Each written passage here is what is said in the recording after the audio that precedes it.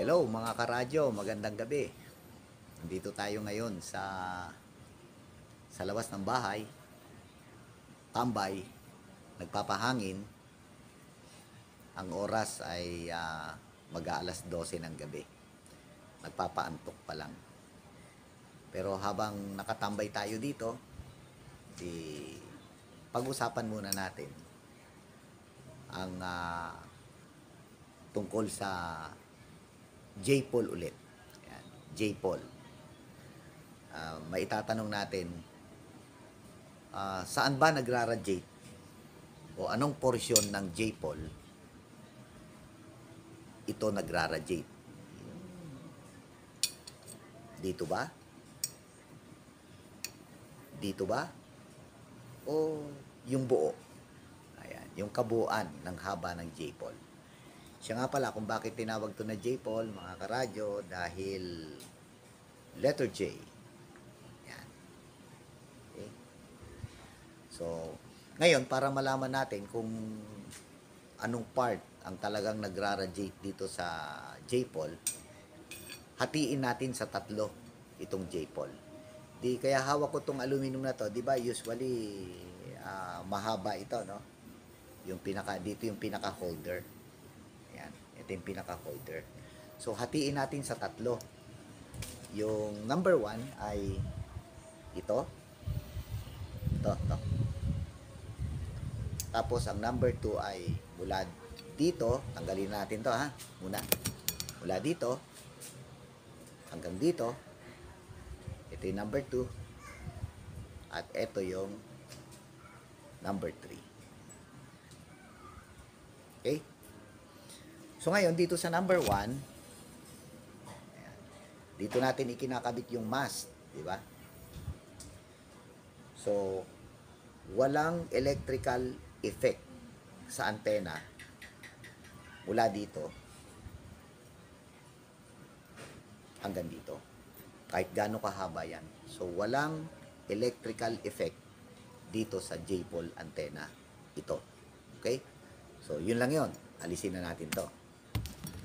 Ito ngayon ang pag-usapan natin. Okay? Ngayon,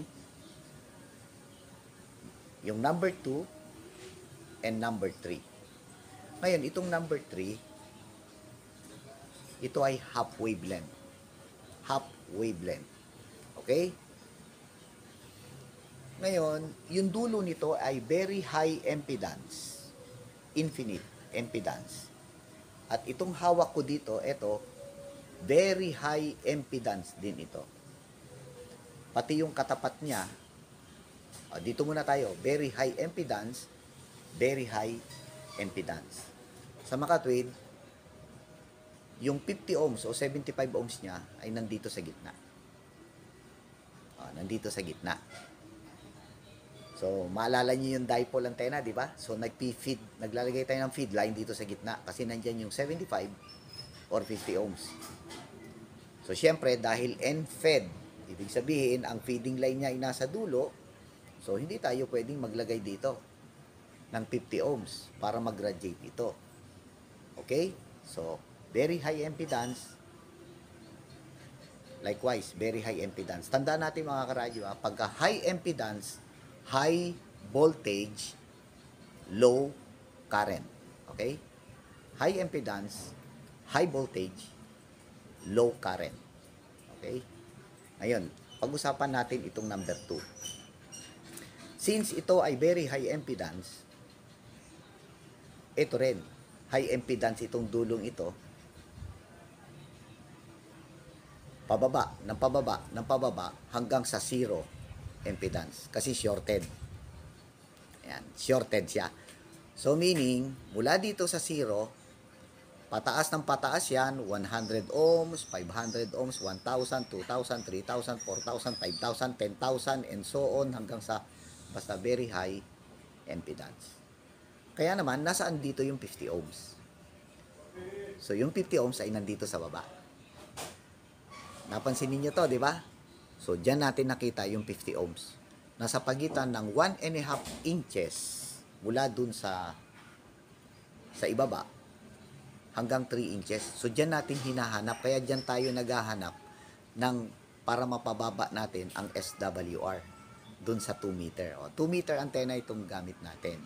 Kaya ibig sabihin, so from 0 impedance to 50 impedance, pataas na ng pataas yan, ng pataas hanggang sa maging infinite o very high impedance. Ngayon ang tanong, nagra-radiate ba ito? O, kasama ba sa pagra-radiate ng antena? Bueno, tandaan natin na kung ito ay high impedance, andito high voltage din yan, no? High voltage or very high voltage. So, yung current, 0. So, ngayon, makikita natin, itong parallel wire na ito, yung kanyang current ay tumatakbo dito ng eksaktong pantay, yung amplitude niya. Yung amplitude niya. Yun nga lang, opposite direction. Sabihin na natin very high impedance, yung current niya ay papunta dito na direction at yung kabila ay pabalik. Kaya ibig sabihin, equal amplitude pero opposite direction. Opposite direction yung kanyang current. Ano ba ang coax? Di ba nakita natin kumbaga sa ay eksaktong-eksakto yung kanilang amplitude ng current pero in opposite direction. So yung hotline maring papunta o yung braid papunta rito sa kanan, pero yung kanyang hotline pabalik na. 'Di ba? Opposite. Ngayon, kapag ka ganoon, nagke-create ito ng cancellation. So nagka-cancelled out yung radiation. So walang radiation na nangyayari dito. At saka pansinin niyo pagka parallel, 'di ba maalala natin yung twin LED na transmission line kagaya nung ribbon type na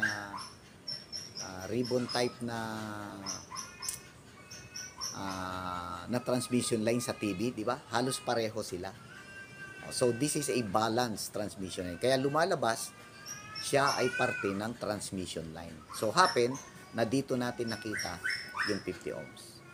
Kaya itong part na to ay hindi nagra-radiate. Now, kung ganon, saan nagra-radiate itong J-pole antenna? Pansinin, nandito yung high voltage, high resistance. Very low current. Siyempre, high voltage, pagdating sa gitna, low voltage, pupunta sa opposite, babalik ng high voltage dahil nandun yung high resistance. So, ano mangyayari sa current? Very low current, pupunta ng high current, pabalik sa low current. So, anong point natin dito? So, yung current nagre-represent ng radiation. Kaya, ang radiation nitong J-pole ay nagsisimula dito hanggang dito. So, ayan. Dito siya nag-radiate. Sa makatwid, ang J-pole is a half-wave antenna. So, malakas siya. Half-wave antenna is a malakas na antenna. Kaya, ngayon, alam na natin kung paano nagra-radiate ang J-pole antenna at kung saan siya nagra-radiate. Ulitin natin, simula dito, nagra-radiate siya hanggang dito. Itong mahabang ito. Okay? So, yun lang mga karadyo. Sana ay meron kayong natutunan tungkol dito sa ating J-pole antenna. So, yun lang. 73. Good night.